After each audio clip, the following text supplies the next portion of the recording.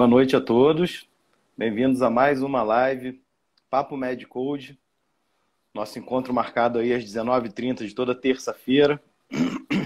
E hoje vamos falar aí sobre antieméticos e antiácidos. Vamos esperar aí o Dr. Guilherme entrar na sala e vamos começar aí com o nosso bate-papo.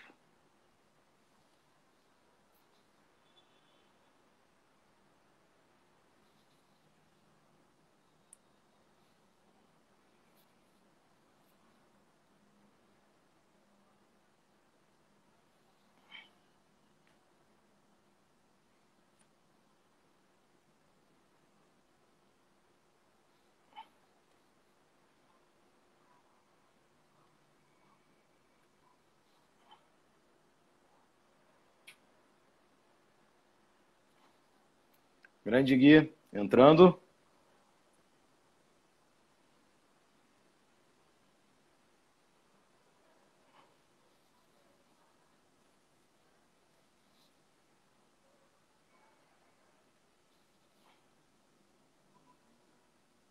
Autorizado aí, Gui. E aí, Grande. meu amigo? E aí, meu irmão, tudo bem? Você pode ver que eu tô com um cisto calásio no meu olho direito, mas eu Eita. tô aqui, ó, Tá meio fechado pálpebra aí inferior, mesmo. normal. Isso aí faz parte. A gente um dia discute sobre isso, né? Pessoas que têm rinite alérgica, que nem eu, Com têm certeza. uma tendência a fazer ordelos e cistos calásios de repetição, Eu que já... a gente acaba esfregando a mão no nariz colonizado e depois acaba coçando o olho, inoculando a bactéria. Isso aí fica para Exatamente. outro momento para a gente discutir. Deixa eu tirar uma dúvida se eu virar de cabeça para baixo. Se eu viro, não, eu continuo de cabeça para baixo. Uma pena. Porque o fio do meu celular está justamente aqui embaixo. Então eu vou ter que arrumar um apoio aqui para ele. Eu seguro, não tem problema. Vou ficar Beleza, meu tremendo um amigo. pouquinho. Tranquilo. E aí, meu amigo, ansioso para o nosso encontro de hoje? Ansioso não, mas empolgado, né? Empolgado como sempre. Empolgado. Esse tema é um tema que parece meio morno, né? Falar sobre antiemético e falar sobre antiácidos, né? Inibidores de bomba de prótons, etc. Mas é um tema bastante quente em alguns países. Estados Unidos, por exemplo, os países da Europa, atualmente estão dando um fator a mais sobre esse tema. Por quê? Porque ele está sendo uma das principais causas de erro de prescrição, erro médico, né? Overtreatment, né? Excesso de prescrição, prescrição errada, prescrição com tempo errado, posologia errada.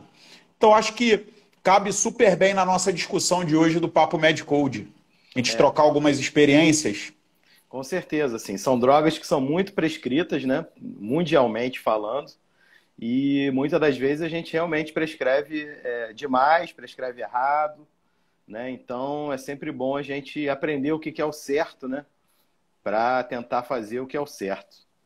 E o legal é que você falou a gente, porque eu também não me excluo desse grupo, Não, claro né? que não. Com certeza, eu já fiz mais prescrições de omeprazol, principalmente, e de antieméticos durante a vida. A gente nunca sabe tudo. Cada dia que passa, a gente vai conversando e vai aprendendo um pouquinho mais, né? Trocando ideia um com o Sem outro. Acho dúvida. que esse é também o nosso objetivo aqui.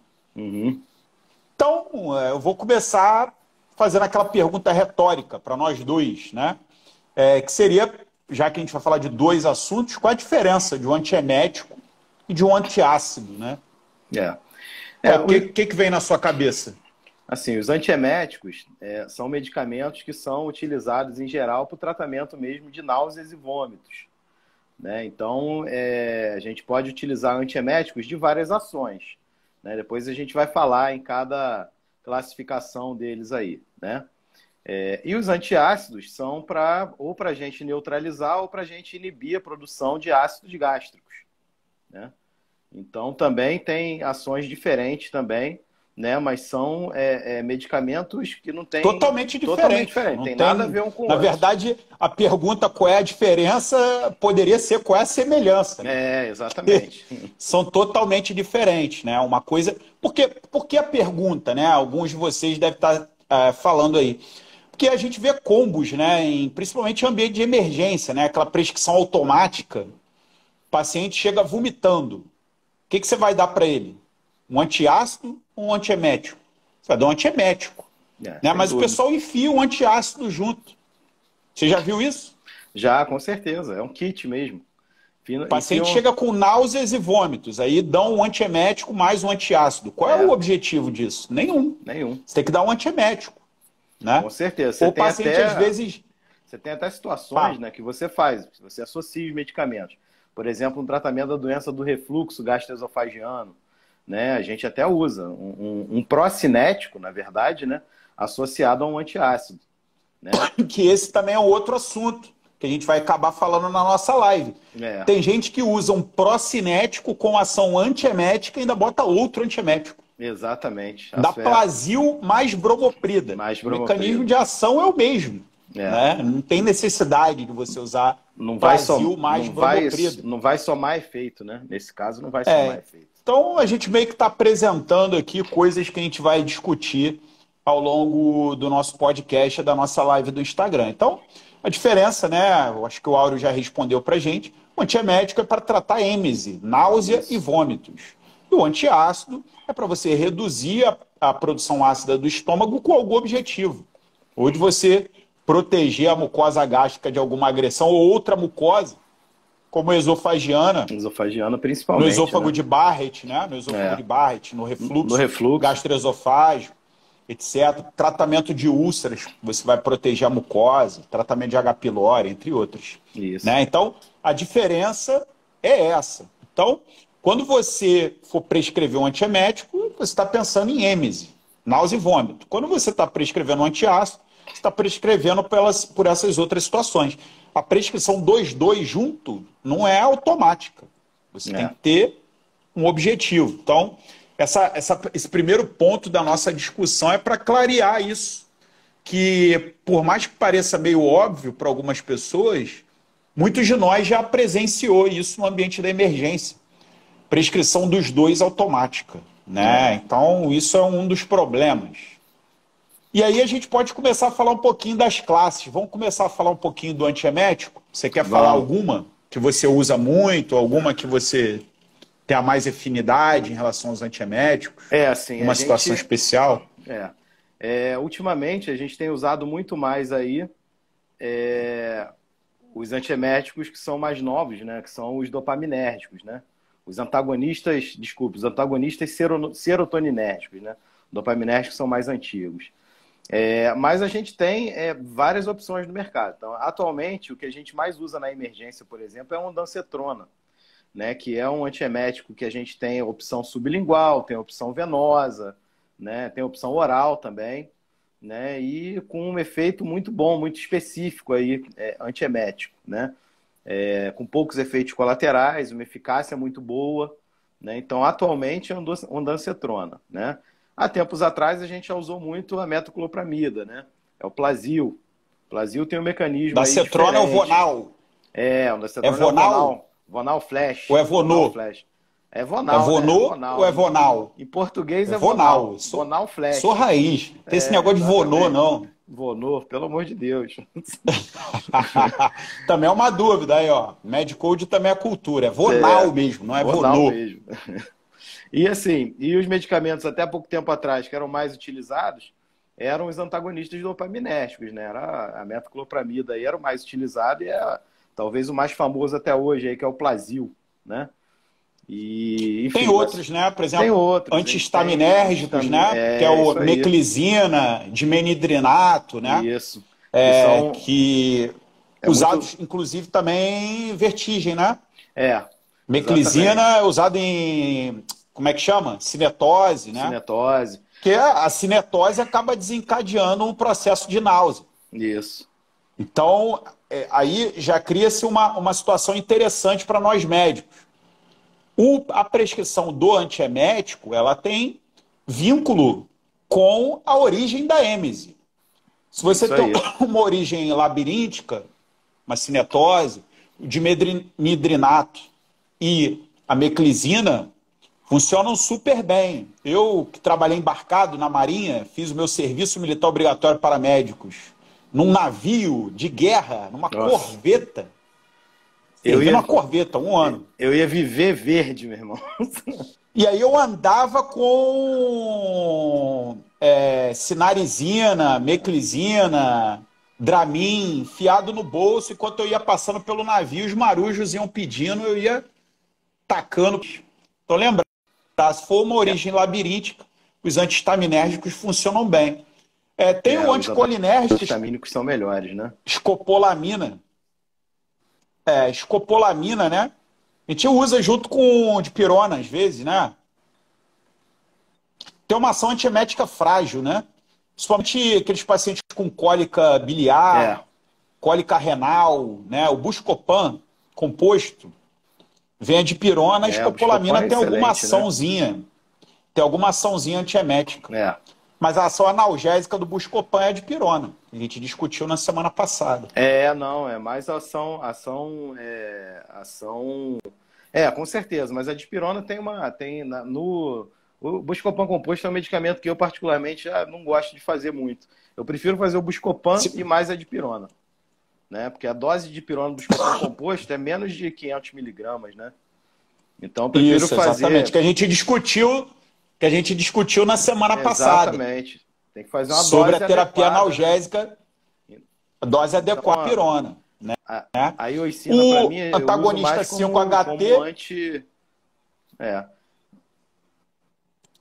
esse aí que você falou, ondacetrona, tá né? mastigando. Tá mastigando aí sua Ondacetrona, conexão. tá me ouvindo? Agora tô. A ondacetrona é excelente quando você tem ações, por exemplo, de êmese por efeitos químicos na área mais pobre do cérebro. Sabe qual é a área mais pobre do cérebro? Cara, tá Tá me mastigando ouvindo, aí tua Áureo? conexão. Mais ou Tá menos. ouvindo ou não? Agora tô, mas Mais ou menos? tá mastigando. Deixa eu... Estamos perdendo aí a conexão do guia. Mas assim, como a gente estava falando, assim, os antagonistas histamínicos, aí agora melhorou. Fala, pode falar. Foi. Então, Fala. o que eu estava falando Antagonista aqui, histamínico. enquanto você estava ajeitando aí, é que os antagonistas histamínicos, eles são muito utilizados em grávidas, por exemplo, né? Grave. Que também tem um perfil de segurança muito bom em grávidas, em lactentes, né? Lactantes. E assim, e tem um efeito bom também, o Dramin, né? Que é também com perfil de áreas claras. Como eu falei aí, é mais utilizada atualmente pela eficácia dela, né? É muito eficaz em quimioterapia, por exemplo. E existe sob a forma de comprimidos sublinguais, né? Sob a forma para uso parenteral, né? Para uso venoso, e também sob a forma de comprimidos via oral, né? Então, hoje é o mais utilizado. Mas a gente tem outros, né? Como você falou, a iosina tem uma ação fraca, né? De antiemética. Mas eu não uso. Eu uso mais ele como para cólica, né? Para dor em cólica. Isso. Ele é um ótimo Agora, a medicamento ondacetrona, ela tem ótimo, né? Ação. A ondacetrona tem ótima ação na área mais pobre do cérebro. Você sabe qual é a área mais pobre do cérebro? Começou a fazer. Não. É o bulbo, porque ele mora embaixo da ponte. Ah, meu Deus do céu, essas piadinhas não dá, não. Entendeu?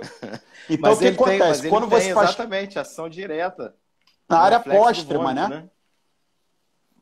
Então, o que acontece? Quando você tem quimioterapia, quando você tem aquela náusea vinculada a doenças inflamatórias, como infecções, etc., né? Então, a ondacetrona funciona super bem aí.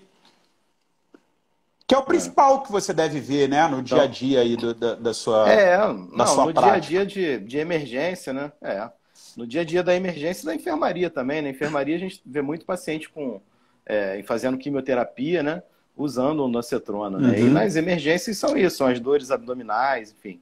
São dores sempre ligadas a situações de inflamação aguda, né? Então é uma E droga que agora realmente assim melhorou muito. os, os dopaminérgicos, né, que você falou, né, a proclorperazina, a Plasil, etc., né, Isso. antagonistas dopaminérgicos, Antagonista de eles dopamina. agem muito bem quando você tem uma afecção do tubo digestivo, ou estomacal ou intestinal, né? Então, quando o É. cara tem uma gastroenterite, etc., o Plasil funciona super bem. Então, A tem gente. uma pequena divisão aí sobre áreas de atuação, o que favorece mais, mas essas são as principais classes. Isso, assim. Lembrando que, assim, esses medicamentos, por exemplo, os antagonistas dopaminérgicos, eles têm efeitos colaterais, né, que às vezes são muito ruins, né? Na verdade, são drogas neurolépticas, né? Eles são. Catisia, né? Exatamente. Então, tem efeito extrapiramidal, tem acatesia, tem vários Posso problemas, contar uma né? história interessante do Plasil? Pode, pode. Puxar minha sardinha? Uma paciente minha me ligou chorando, dizendo que estava com um tumor no cérebro. Chorando. Doutor, eu tô com tumor no cérebro, o neurocirurgião quer me operar.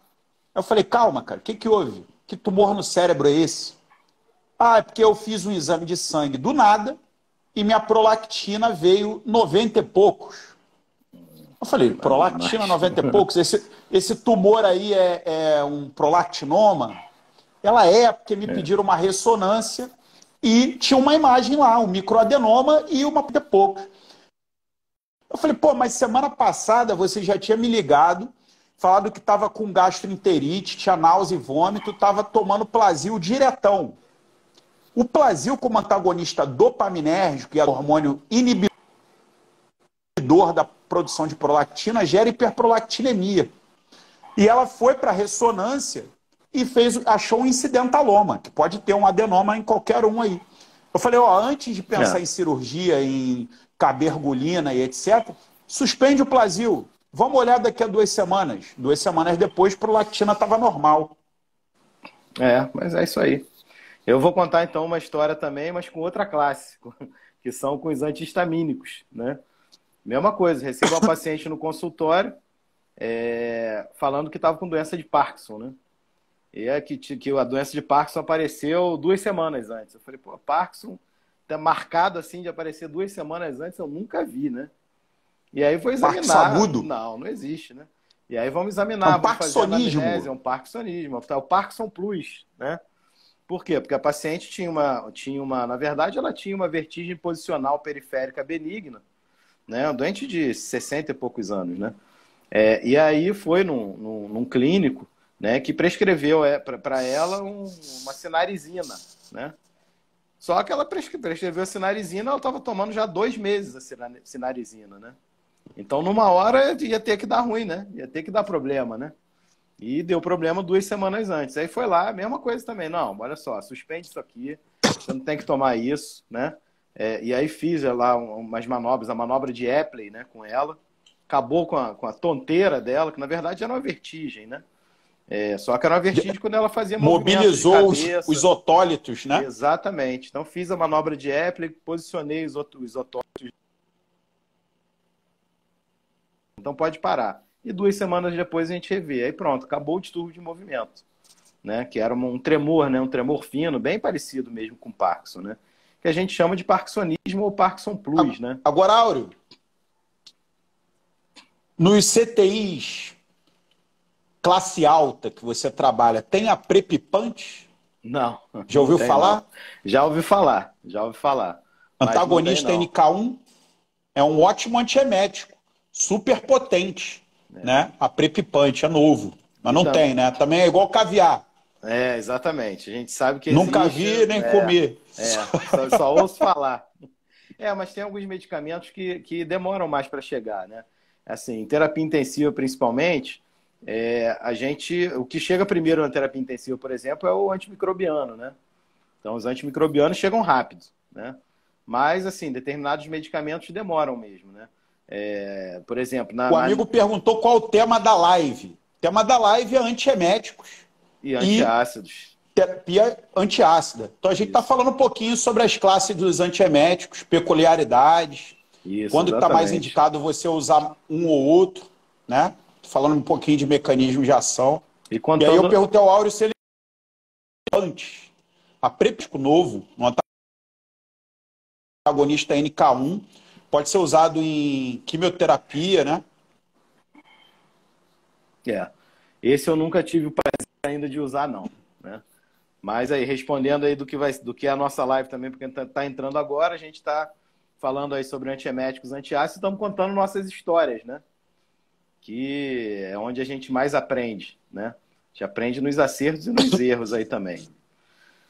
Mas existem outros antieméticos, vários outros classes. Com Corticoide é certeza, antiemético, corticoide. muito usado em quimioterapia, usado em, por exemplo, hipertensão intracraniana, que pode dar náusea, pode dar o vômito exorcista, né? O O vômito em vômito em jato. jato. E geralmente os corticoides são Antagonista canabinoide. também. Geralmente, assim, Os agonistas canabinoides, perdão. os corticoides, em geral, eles são associados, né? Eles nunca são usados como antieméticos sozinhos. Pelo menos é o que eu vejo muito na prática, né? A gente usa sempre associado a algum outro medicamento de ação diferente, né? Os antagonistas também, os antagonistas canabinoides também, né? Tem a sua ação, agonistas canabinoides também tem sua ação antiemética, mas é também uma ação que eu particularmente não gosto. Eu acho que muito novo exatamente. ainda. Eu já vi usar em HIV, tá? Em AIDS. HIV A gente acaba usando boa. porque ele aumenta o apetite, diminui aquela sensação de toxemia, de náusea, né? Ele é utilizado muito mais como aumentar o apetite do que como antiemético, né? Mas exatamente. Tem uma ação antiemética. Tem, assim como a benzodiazepínico. Benzodiazepínico, pacientes ansiosos. Isso. Né? Tem uma ação também fraca. Paciente também, né? Tem náusea e êmese por ansiedade. Conhece o Messi? Vocês já ouviram? Já ouviu falar, Áureo, no Messi?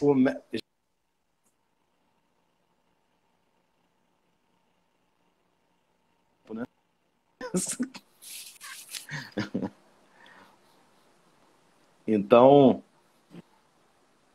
fala, tá cortando tua ligação. O Messi? Aí. Mas você tá me ouvindo novamente? Tô sim.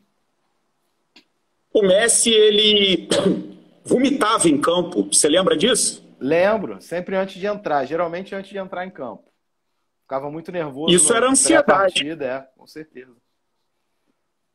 Se você vê uma pessoa assim, você pode usar um benzodiazepínico que melhora. Sem dúvida. Então é mais uma história aí. Messi é uma história que todo mundo conhece, né? Todo mundo já deve ter visto isso já na televisão. Então, a gente acabou resolvendo a questão 3 aqui, né? Como selecionar o antiemético que devo usar. Você pode associar essas classes, né? Principalmente de acordo com o mecanismo de ação. Se você tiver esse raciocínio, né, que a gente passou aqui para vocês, vocês podem associar, inclusive, ou usar um isoladamente. Por exemplo, a ondansetrona que o Áureo começou falando, ela vai agir no ponto central ali, né? No bulbo, na área póstama. Então, ela acaba englobando todos esses mecanismos. Mas tem peculiaridades de antieméticos, como, por exemplo, de cinetose, o antihistamínico, intestinal estomacal, o Plasil, metoclopramida, antagonistas dopaminérgicos, como, por exemplo, inflamatórios, corticoide, entre outros que a gente citou, né? Isso, exatamente. Lembrar que muitas das vezes a gente escolhe o antiemético pelo efeito colateral, né? Isso aqui é interessante também, né? Então, por exemplo, o Dramin, por exemplo, ele é utilizado muitas das vezes para dormir também, né? Então, a grávida que tem hiperêmese gravídica, em geral, usa muito Dramin, mas toma nos horários-chave lá, na hora do sono dela, né? Criança também, por exemplo, antes de viajar, até para você dar uma acalmada na criança também, é indicado o Dramin, né? Pelo perfil de segurança e para acalmar, que senão a viagem vira uma aventura, né? Antihistamínicos também utilizados aí também para, como você falou aí também, outros medicamentos, né? Para aumentar o apetite, né? A gente tem, por exemplo, aí, eu uso muito em geriatria, medicamento barato, né? Também aprendi a usar também com os HIVs, né? né? Então, lembrar isso, né? Pensar nos efeitos colaterais também, que ajudam muitas das vezes, né? A iosina, por exemplo, né, diminui.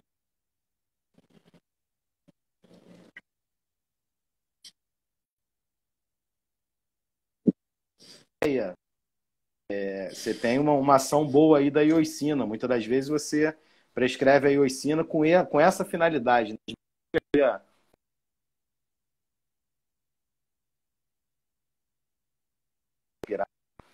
Então tem esses poréns aí nas indicações, né? Beleza, Áureo. Deu uma cortada aqui. O Áureo estava falando de buclina, né? Não era isso? Isso, de buclizina, buclina.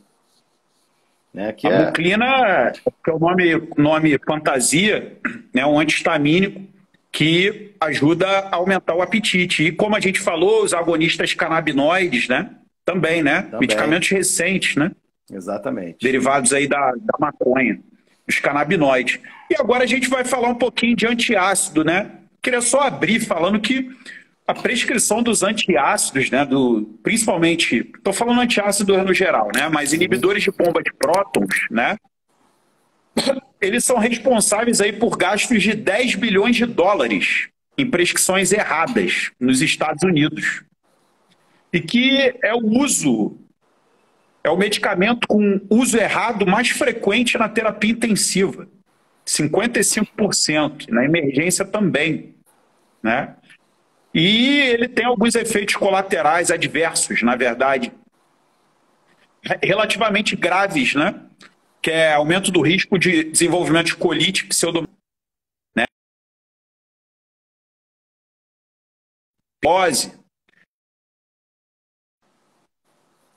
Nefrite de Steven Johnson, né? São todas complicações aí relativamente graves do uso do omeprazol, né? E tem muitas interações medicamentosas, que você pode entrar lá no Medicode, na parte de interação medicamentosa, e botar lá o omeprazol. Você vai ver lá o quanto de interações medicamentosas que ele tem, né? Então, eu tenho uma primeira pergunta para o Áureo, né? O que você vê assim de... Eu estou falando nem de você, se você quiser falar de você, tudo bem, mas em prescrições, em enfermaria, terapia intensiva, principalmente pacientes internados, omeprazol. Você vê todos os pacientes com omeprazol, praticamente? Vê a grande maioria, né? Infelizmente, a gente vê a grande maioria. Agora a gente tem aí a opção de medicamentos mais novos, né? Entrando aí cada vez mais aí no rol de procedimentos aí do SUS, né? De medicamentos do SUS. Então, a gente tem inibidores de bomba de prótons hoje mais novos que não tem tanta interação, né? O pantoprazol, por exemplo, ele já tem um perfil melhor, né? Já interage com menos medicamentos, já causa menos problemas, né? Mas, assim, infelizmente também, o paciente que a gente trata, né, muitas das vezes, em terapia intensiva, na enfermaria, ele pede a prescrição de um medicamento para a gente proteger o estômago dele contra úlceras de estresse, né? E muitas das vezes a gente só tem poucas opções, né? A gente não tem sucralfato muitas vezes disponível, né? A gente não tem bloqueadores H2 disponível, por exemplo, né? A ranitidina há pouco tempo saiu do mercado, né? A ranitidina venosa, né? E, enfim, aí venoso mesmo, que é mais facilmente disponível, a gente tem o omeprazol mesmo, né? Eu estou aqui aberto com um artigo do Annals of Internal Medicine, né? O Annals of Internal Medicine é lá de Massachusetts, né? Uhum. E ele tem uma preocupação muito grande com saúde pública. E ele discute nesse artigo sobre a indicação precisa, dando o odds ratio, né?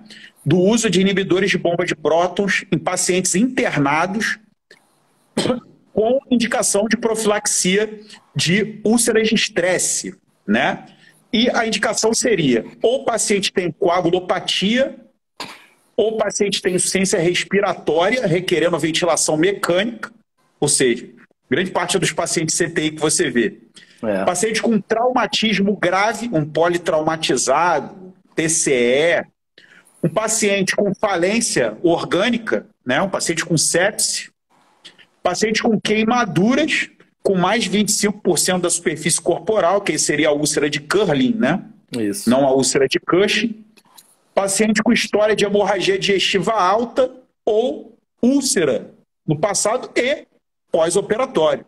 É. Então, se você pegar todas essas recomendações, é um paciente de terapia intensiva, né? Não, exatamente. Assim, a grande maioria, a imensa maioria dos pacientes em terapia intensiva tem indicação formal de usar, sim, um protetor gástrico, né? Como a gente costuma chamar informalmente aí. Né? E a Agora, gente tem que ficar nas opções. na Mas... enfermaria, dificilmente você vai ter um paciente desse que eu citei Exatamente. anteriormente. Na Então, enfermaria a gente grande até... parte, né? Grande parte dos erros de prescrição estão na enfermaria, que o cara vai fazer a prescrição de internação e em algum momento lá ele joga lá um omeprazol para todo mundo. Então, Não é assim. Essa é a minha crítica também para o tratamento ambulatorial, né? Eu faço geriatria e faço cardiologia, né? Geralmente os pacientes já são polimedicados, né? Um coronariopata, por exemplo, ele não toma menos do que 3, 4 medicamentos, né? Ele vai ter que, no mínimo, tomar um antiagregante, um beta-bloqueador, um antihipertensivo, uma estatina e assim vai. Né? Então, assim, e muitas das vezes você pega uma prescrição de um paciente desse lá com um omeprazol no meio, né? E aí você questiona, mas por que você está tomando omeprazol, né? Uma coisa é o paciente estar anticoagulado, por exemplo, é um idoso, está anticoagulado, né? E aí você fica com medo, já tem uma história, né, prévia de doença péptica, por exemplo, não necessariamente doença ulcerosa péptica, mas, enfim, queixas de refluxo, etc. Então, aí tudo bem, né? Mas, assim, a minha queixa é o omeprazol, né? O omeprazol, ele tem um perfil de interação muito ruim, ele interage com tudo, né? E o paciente anticoagulado, então, principalmente, ele diminui a eficácia da anticoagulação e com os novos anticoagulantes você não tem nem como ver essa diminuição da eficácia. Porque enquanto a gente usava muito mais aí a varfarina, né? O paciente tinha que fazer, de tempo em tempo, ele tinha que fazer lá o TAP para a gente regular a dose da varfarina. Né? Hoje, a varfarina está praticamente reservada só para paciente valvar, né?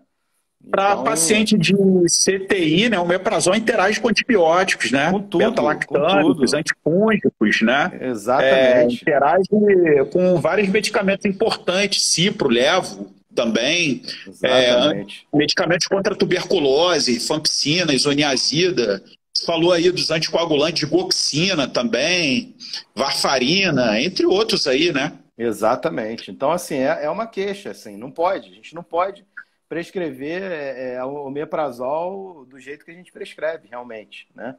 Porque a gente está prejudicando o tratamento do doente, né? Outra lembrança que eu tenho dos IBP, né, dos inibidores de bomba de prótons, é que existem raras situações que a prescrição dele é indefinida, por tempo indefinido. Um paciente com uma esofagite grave, o paciente com esôfago de Barrett, esse aí pode ter uma prescrição mais arrastada.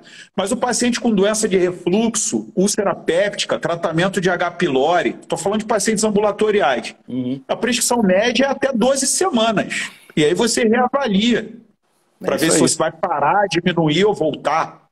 Então não tem prescrição indefinida de omeprazol e inibidor de bomba de prótons. Parar, diminuir, voltar ou fazer uma endoscopia no paciente, né? Porque às vezes você tem que tratar o Helicobacter pylori nesse doente, né? Isso, e vai envolver o inibidor de bomba de prótons, tratamento. É claro que assim, tem alguns casos, por exemplo, tem pacientes, né? Eu cuido muito de pacientes idosos, né, no consultório. Tem pacientes muito idosos que não tolerariam, por exemplo, uma cirurgia para refluxo, né? Ou para hérnia e a tal. Né? Então, esses pacientes, infelizmente, não tem jeito. Você tem que fazer algum protetor. Não teria nem benefício de fazer essa cirurgia, né? Não, porque, exatamente. Tem até estudos até do Annals of Internal Medicine, você precisaria de 15 anos pós-cirurgia para compensar. Compensar o benefício da cirurgia, Então, assim, aí nesses pacientes não tem jeito, né? Mas, assim, o omeprazol não é a minha escolha. Né? A gente hoje tem várias outras opções. Dois IBPs, né? Dois IBPs. Dos IBPs. O omeprazol foi o primeiro, né? Então, assim, na época que lançou o omeprazol, foi uma revolução no tratamento aí da doença de refluxo gastroesofágico. Isso aí eu estava na faculdade ainda, quando eles lançaram o omeprazol, né? E era um medicamento caríssimo, né?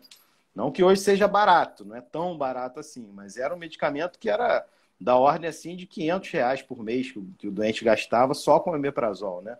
E hoje isso aí é em torno dos R$ 40, R$ 30, né? Mas Compra até assim, sem receita, né? compra até sem receita, tranquilamente, né?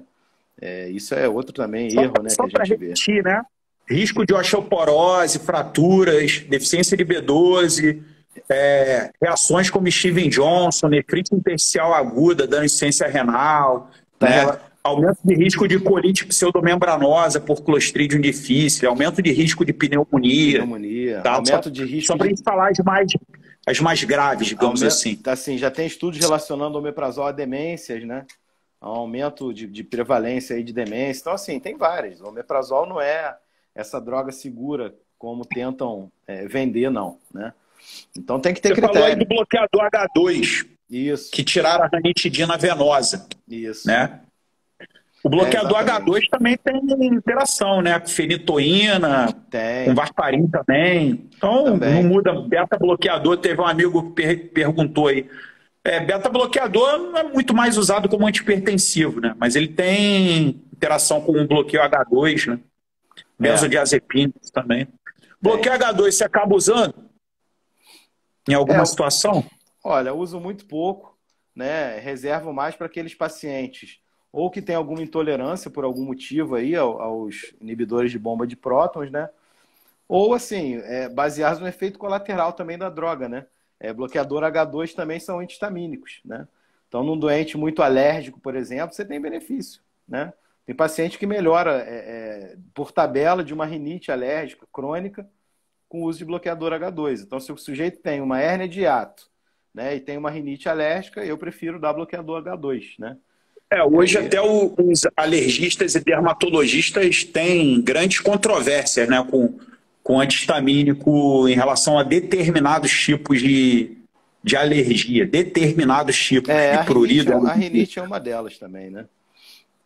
Mas tem essa situação realmente. Eu queria te perguntar o seguinte, e os outros antiácidos, assim, tipo antiácidos com base em alumínio, principalmente nos teus pacientes mais idosos, milanta, aquelas coisas. Eu não costumo usar muito, não. Uso mais em gestante, eu até uso. Eles são mais sintomáticos, né? São mais sintomáticos, né? E, assim, muitos deles têm um grau de absorção, né? Alumínio. Alumínio, pois é. O alumínio, por exemplo, sendo absorvido, ele não é bom para o organismo, não, né? Ele depleta lá fosfato, causa um problema grande. Tem risco de Alzheimer também, você tinha falado de demência, né? Excesso de alumínio. Ciência renal, né? Pode dar intoxicação por alumínio. Paciente que tem doença renal crônica e faz excesso aí de uso de sintomáticos baseados em alumínio, podem ter intoxicação por alumínio. Isso, exatamente. Pode causar desorientação, entre outras coisas. Hemólise. Doença óssea. Doença óssea, problemas ósseos também, né? Depleta fosfato. Então, assim, esses medicamentos eu particularmente uso praticamente só em grávida, que a gente não tem tanta opção também, e responde muito bem, né? Com antiácido, né? No refluxo da grávida, né? E, assim, como sintomático, né? Para tratamento imediato, né? Na emergência, em algumas situações, a gente até usa também, né? Que são, geralmente é líquido, né? Ou é aquela pastilha mastigável, né? Eu gosto mais do líquido, particularmente, né? E aquele líquido, assim, bate no estômago e já neutraliza. Já um sintomático. Um sintomático. Exatamente, que é uma neutralização química, né? Pois é, o sucralfato, assim, é um medicamento que eu não tenho tanta prática de usar o sucralfato. Eu não tenho disponível, né? Até assim, a gente até acha hoje, né? Mas, assim, entre os medicamentos, entre o arsenal terapêutico aí da doença do refluxo, que a gente lê no livro, por exemplo, foi um medicamento que chegou mais tarde pra gente, né? E talvez por isso não tenha vingado, né? Ele veio muito badalado em relação a como um antiácido que não aumenta o risco de pneumonia. Você ouviu isso? Essa é a propaganda do laboratório, essa, né? É a propaganda do laboratório. Mas aí eu acabei que nunca vi, porque eu também nunca usei. Vou ser sincero para você. Eu também não. Já usei alguns eu mesmo, né? Ganhei amostra grátis e né? Usei e tal. Realmente, é um bom medicamento, né? Sintomaticamente ele melhora, mas assim, não tem muita experiência, não. Né? Agora, E tem o misoprostol também, né? Que já foi usado para isoprostol. isso, né? E que Que depois hoje virou abortivo. virou abortivo, né? E assim, e hoje você não encontra mais o misoprostol disponível, né? Na Justamente por causa Uruguaiana você disso. encontra. Ah, não, isso aí encontra, com certeza. Na Uruguaiana você encontra tudo, pô. Bom, Outra, então o recado que eu queria deixar em relação aos antiácidos é principalmente o caso da proteção, da profilaxia da úlcera de estresse, né? Eu falei os critérios aqui, são pacientes graves, né? Pacientes com isso, politraumatismo, pacientes em ventilação mecânica, pacientes com coagulopatia, com falência orgânica, né? São pacientes graves, né? Que você tem que proteger a mucosa do estômago. Então, esses pacientes provavelmente estarão no CTI, não na enfermaria. Então, ao usar os antiácidos na enfermaria, você não está protegendo, na grande maioria dos casos, de úlcera de estresse coisa nenhuma, né? Então, reserve os IBPs para tratamento de doença do refluxo, esofagite, isso aí. né? Principalmente no ambiente que você tem risco, né, de pneumonia nosocomial, né? É. Vai aumentar o risco, conforme a gente já falou, e atenção às interações medicamentosas. Use as ferramentas de interação medicamentosa. O nosso Medcode tem Então, ferramenta de interação medicamentosa para avaliar. essa é a minha ressalva, assim. Para escolher o IBP, você tem que saber com o que ele interage, né? E o Medcode, você bota lá o nome do IBP, ele vai mostrar para você. Né? Então, tá na sua mão aí, não precisa ir muito longe, né? E vocês vão ver que o omeprazol tem um perfil de interação muito ruim, né? Interage com tudo, né? Aumenta risco para uma opção de coisa, né? A ondansetrona, por exemplo, que a gente usa mais hoje, tal, não sei o quê, também se tem seus riscos também, né? A ondansetrona, por exemplo, com a amiodarona é temível, né? É um pró-arrítmico, é um efeito pró-arrítmico que, pô, com potencial de dano fatal ao doente, né? Aumenta o QT de uma maneira que você gera um QT longo e uma síndrome arritmogênica. Então, assim, essa ferramenta que tem no Medcode é fenomenal, né? Assim, não tem outro aplicativo e ajuda muito no nosso dia a dia. Estou até olhando aqui agora, o ondansetrona e a amiodarona. Tá aí, interação grave. Risco de arritmia, hipocalemia e hipomagnesemia. Exatamente. Tem aumento do Monitorar a intervalo frequência QT. cardíaca e níveis sérios de potássio e magnésio. Tá aí, meu amigo. Isso aí é temível. Na emergência é temível. E também com o aldol. Esse eu não sabia. Ondansetrona e aldol aumenta o risco de arritmias ventriculares, que não é uma coisa muito legal, né? O aldol com certeza. O aldol ele tem isso também. Ele aumenta por si só, ele aumenta o QT, né? E a amiodarona é um antiarrítmico que também aumenta o QT, né? Então você tem um efeito somado aí de uma droga e de outra, né? Então é perigoso mesmo. Então essa ferramenta é como a gente indispensável, fala, né? É indispensável. É um filho nosso, né? A gente bolou o aplicativo baseado no nosso dia a dia, né? E nós não somos médicos de meia ampola, como dizem aí, né?